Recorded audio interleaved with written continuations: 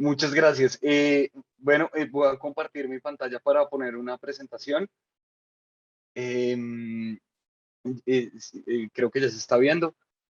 Bueno, básicamente la intervención en este panel va a versar sobre penas alternativas al encarcelamiento y su relación con la crisis carcelaria en la región, aunque particularmente me voy a concentrar en la crisis carcelaria que se ha dado en Colombia. Y digamos, en este contexto se buscará presentar cuáles son las ventajas y los obstáculos que han enfrentado las penas alternativas al encarcelamiento en Colombia y en particular las penas comunitarias. Eh, para comenzar, perdón, que eso ya. Para comenzar, quiero presentar, digamos, una esquematización que busque aclarar cómo funcionan, cuáles son los tipos, las finalidades y la forma de funcionamiento de las medidas alternativas al encarcelamiento en un sistema penal en abstracto. Fundamentalmente, esta clasificación que estoy presentando aquí busca aclarar las alternativas al encarcelamiento en relación a las formas de la privación de la libertad que se pueden dar en un sistema penal, en cualquier sistema penal, fundamental, y las finalidades a las cuales estas responden. La razón de esta aclaración es básicamente que las medidas alternativas al encarcelamiento deben ser valoradas en cuanto cumplen su finalidad y la finalidad corresponde a la forma de privación de la libertad que estas medidas alternativas al encarcelamiento reemplazan. Fundamentalmente, en este sentido, podemos identificar tres tipos de privación de la libertad que son penalmente relevantes, que son la privación de la libertad preventivo cautelar, que es la que se da con la detención previa al juicio, cuya finalidad esencial es la cautela o el aseguramiento del proceso penal, y las alternativas a la detención previa al juicio, que pueden ser, por ejemplo, el uso de esquemas de vigilancia judicial, esquemas de cauciones, por ejemplo, para asegurar la comparecencia de la persona acusada al proceso penal.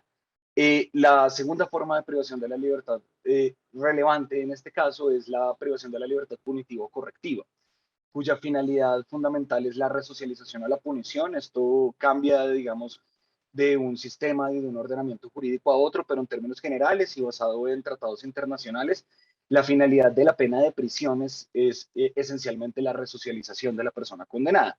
Y aquí es donde entran las penas alternativas, que son formas en las cuales, mecanismos en los cuales se busca lograr el fin de la resocialización sin la necesidad de recurrir al encarcelamiento.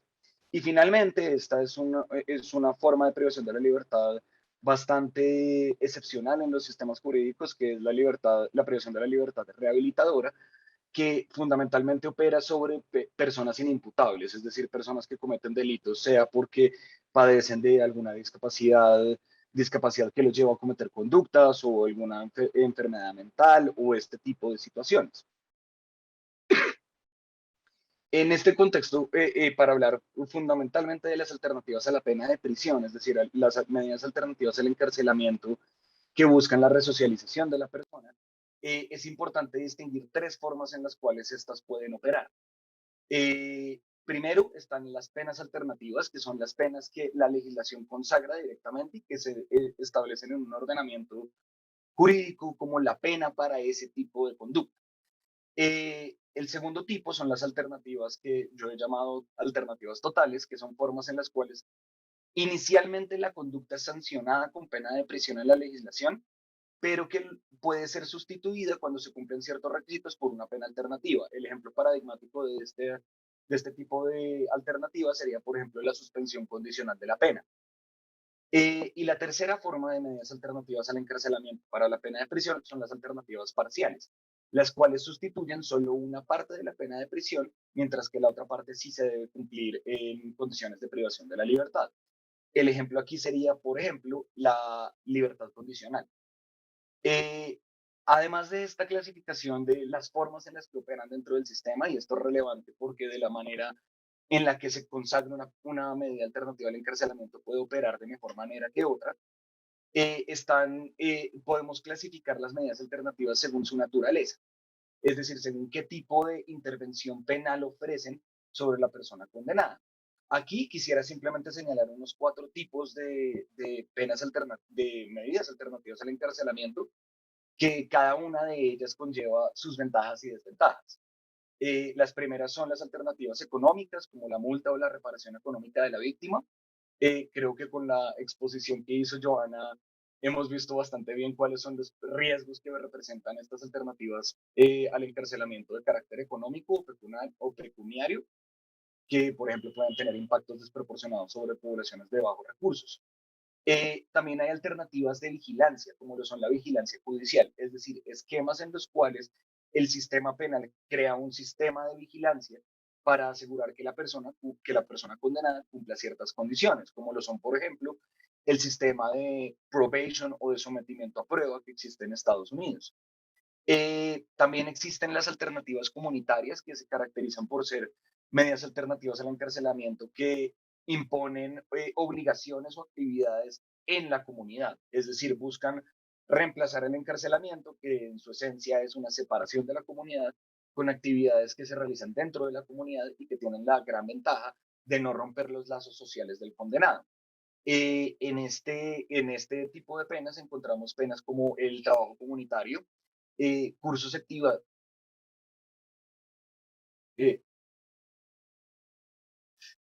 eh, sí, cursos educativos, por ejemplo, para personas que puedan, que reciban educaciones sobre valores ciudadanos o sobre, digamos, cómo manejar ciertas condiciones que nos llevaron a delinquir.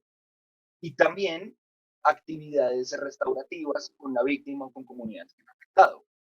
Este tipo de penas se presentan sobre todo en esquemas de justicia transicional.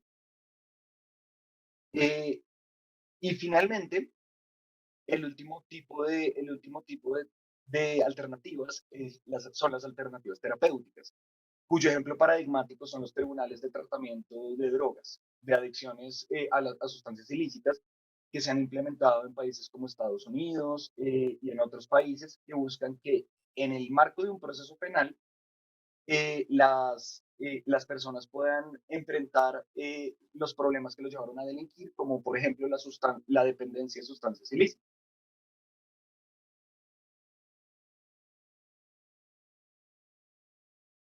Eh, ahora, ahora bien, para contextualizar también un poco esta discusión de las medidas alternativas al encarcelamiento, hay que hablar de la crisis carcelaria que afecta a muchos países de la región. Aquí presentaré algunos datos, sobre todo de la crisis carcelaria en Colombia, para mostrar cómo. Uy, perdón, estoy oyendo la traducción y me estoy distrayendo un poco.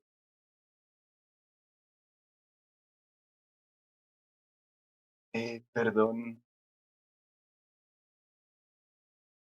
Bueno, listo. Ahora bien, la situación carcelaria en Colombia se ha caracterizado por un aumento acelerado de la población carcelaria.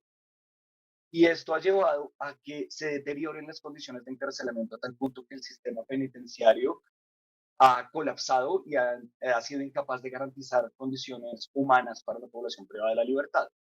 Esto se ha visto, por ejemplo, en el aumento acelerado de la tasa de la privación de la libertad cada 100.000 habitantes, como lo pueden ver en la primera tabla. Eh, Como un dato de contexto, para mostrar que este problema también es generalizado en la región, eh, podemos ver que la tasa promedio de encarcelamiento cada 100.000 habitantes para la región de las Américas es de 376, mientras que en Colombia fue un poco más alta en 2019. En la gráfica de la derecha pueden ver la evolución que ha tenido la población carcelaria en referencia a la capacidad del sistema penitenciario en Colombia. Eh, las barras azules representan a las personas privadas de la libertad y las barras naranjas representan los cupos. Y como se muestra en esta tabla, el aumento de la población carcelaria ha sido muy acelerado desde 1998 hasta 2019 y la construcción de cupos carcelarios ha ido muy por detrás. Si bien se ha aumentado en gran medida la capacidad del sistema penitenciario, siempre ha estado por debajo de la población total de personas privadas de la libertad, lo cual genera hacinamiento y la vulneración de derechos fundamentales que este conlleva. Eh, Aquí también es importante resaltar los factores que llevaron a la crisis carcelaria y es fundamentalmente los factores que hicieron que Colombia y otros países de la región hayan recurrido a un uso excesivo del encarcelamiento. En Colombia, la Corte Constitucional ha declarado un estado de cosa inconstitucional carcelario ya en 3 ocasiones. El primero fue en 1998, el segundo fue en 2013 y en 2015 reiteró el que había ocurrido en 2013.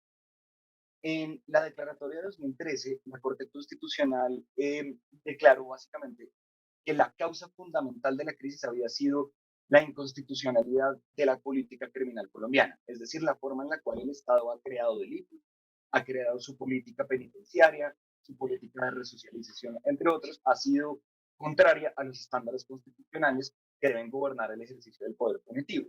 Entre estos hay muchas aristas del problema, entre los cuales se encuentra, por ejemplo, el carácter reactivo de la política criminal frente a fenómenos mediáticos. Y esto es algo que también ocurre de manera generalizada en la región. Frente a una noticia, por ejemplo, de un hecho delictivo, el Estado responde con aumentos punitivos.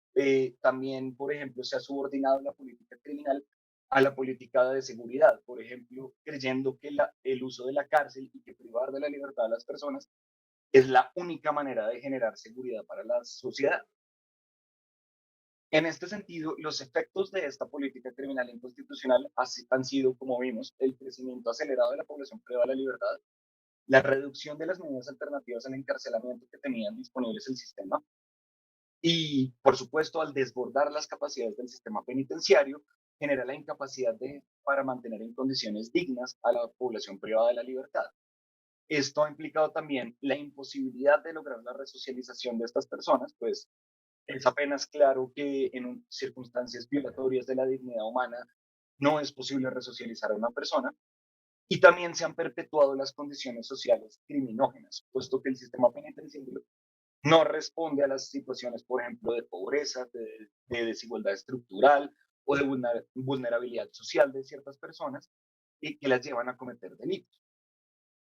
Con este panorama, ya queda claro un poco por qué es tan necesario hablar de penas alternativas, para analizar las ventajas y los riesgos que estas penas pueden producir y cómo pueden ser mecanismos útiles para superar la crisis carcelaria que enfrenta la región. Aquí quiero presentar básicamente unos ejemplos de penas comunitarias, las ventajas y los riesgos que pueden presentar, como para esquematizar una hoja de ruta que puedan seguir los estados para implementar este tipo de penas. Primero es necesario decir que las penas comunitarias tienen como finalidad principal lograr la resocialización de la persona condenada, sin requerir el encarcelamiento. Esto es muy importante resaltar precisamente por la subordinación que ha tenido la política criminal a la política de seguridad. Las penas comunitarias no son formas de brindar seguridad ciudadana a la población, sino que su finalidad fundamental debe ser la resocialización de la persona. Ejemplos de las penas comunitarias que existen en otros países son, por ejemplo, el trabajo comunitario en Estados Unidos, en Francia, Inglaterra y México, los cursos educativos de valores ciudadanos, que son una pena establecida en Francia, la vigilancia y resocialización comunitaria. Cuando expuse los tipos de las penas alternativas, hablé de la vigilancia judicial, pero también existen formas de vigilancia comunitaria en las cuales no son funcionarios judiciales o oficiales del sistema penal propiamente, sino de organizaciones sociales las que ejercen esta vigilancia. También aquí se podrían incluir algunos tipos de procesos de justicia restaurativa. En términos generales, se puede decir que las ventajas que presentan estas penas alternativas, en concreto las penas comunitarias, es que, como lo han mostrado varias investigaciones, son menos costosas que el encarcelamiento. Y esto presenta varias ventajas para un Estado que, como Colombia, tiene una crisis carcelaria. El hecho de que sean menos costosas implica que su implementación puede ayudar a priorizar y a racionalizar el uso de recursos en el sistema penal. En la medida en la que se reduzca el número de personas privadas de la libertad, el sistema penitenciario va a tener una menor carga presupuestal y, por tanto, podrá dedicar mayores recursos a asegurar una resocialización en prisión mucho más efectiva.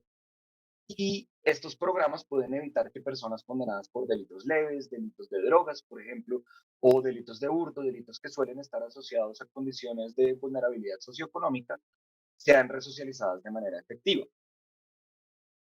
La segunda ventaja es que son más efectivas para la resocialización que la prisión, especialmente cuando la prisión viola derechos humanos. Esto se debe a múltiples razones. La fundamental es que este tipo de penas evitan la estigmatización que produce el encarcelamiento y el rompimiento de los lazos sociales de la persona condenada con su círculo social, con su familia, con su trabajo, entre otros. Eh, Finalmente, una ventaja que es coyuntural frente a la crisis es que permite reducir los efectos nocivos del encarcelamiento en masa. Esto en últimas quiere decir que el uso de medidas alternativas al encarcelamiento también es una forma de mejorar las condiciones de vida dentro de las prisiones y así hacer que el Estado garantice derechos fundamentales de manera efectiva.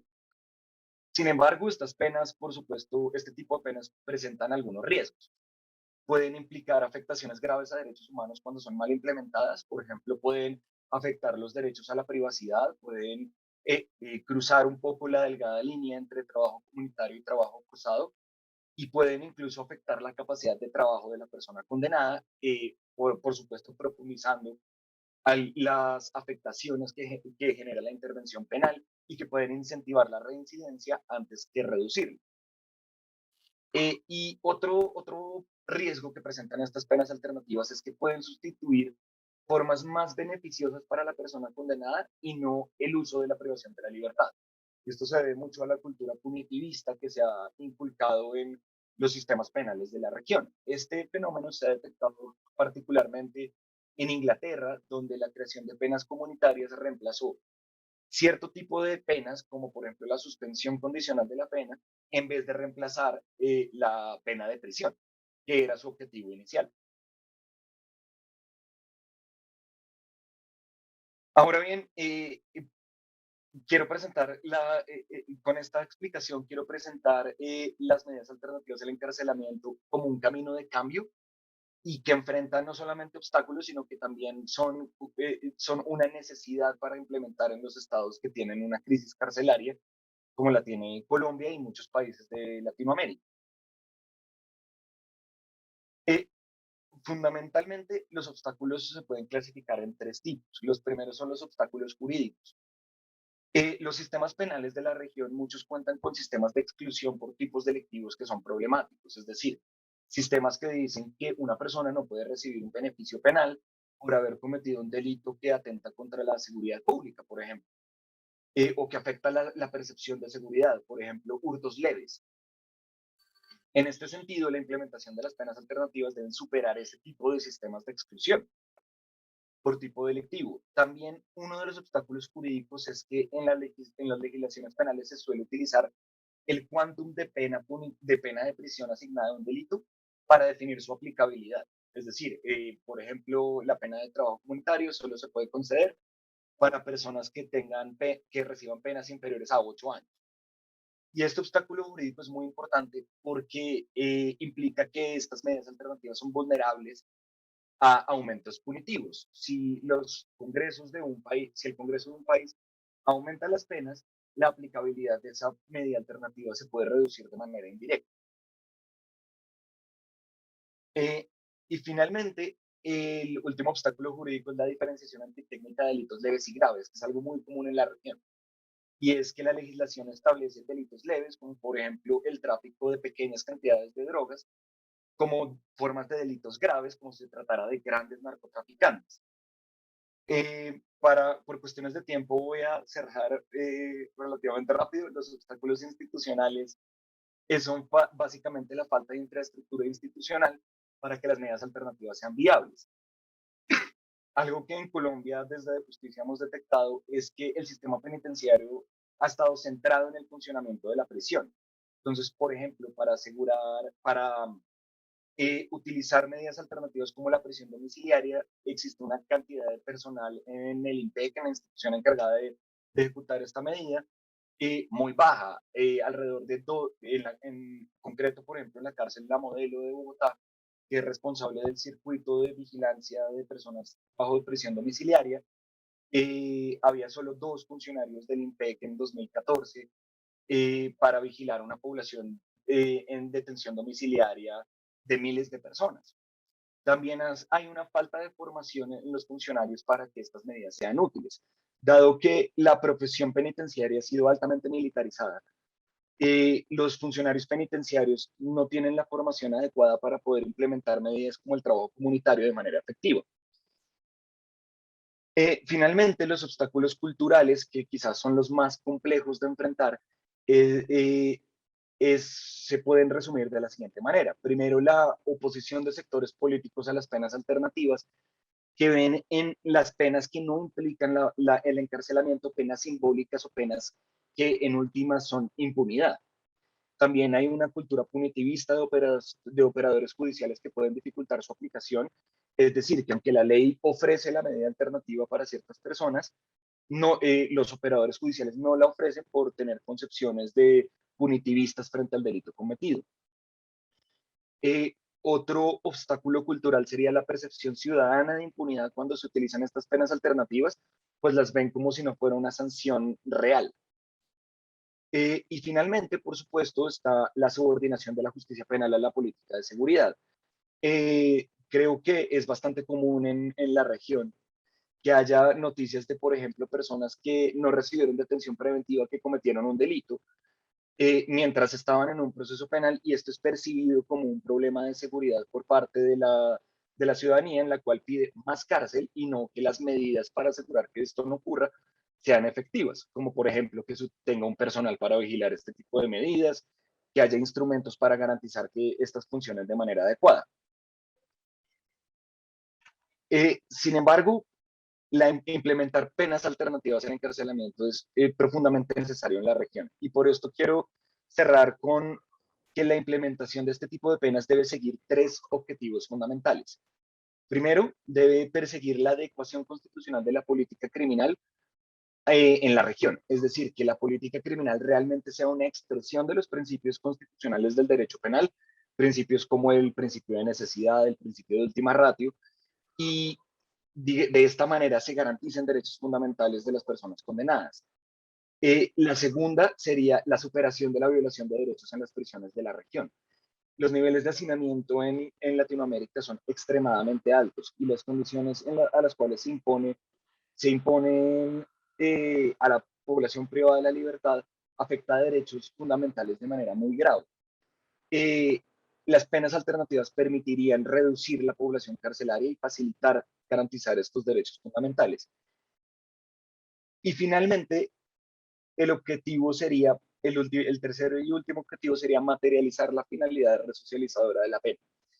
Básicamente, con las penas alternativas, lo que se debe buscar es la resocialización de la persona y la prevención de la reincidencia. No un fin retributivo, es decir, no un fin de venganza, no un fin de seguridad ciudadana o de inocuización, sino de resocialización, que es la misión del sistema penal, de acuerdo a, digamos, desde la revolución del derecho penal liberal. Básicamente, por esto quiero cerrar con esta frase de Garland, que me parece muy diciente, de David Garland, que es: la prisión es usada hoy como un tipo de reserva, una zona de cuarentena en donde individuos supuestamente peligrosos son segregados en el nombre de la seguridad pública. Y esto nos lleva un poco a preguntarnos si realmente la política criminal de nuestros países está implementando su finalidad, que es no exiliar a personas de la sociedad, sino realmente corregir el comportamiento de personas que por una u otra razón han cometido delitos, pero que siguen siendo ciudadanos y que siguen teniendo derecho a vivir en sociedad. Muchas gracias.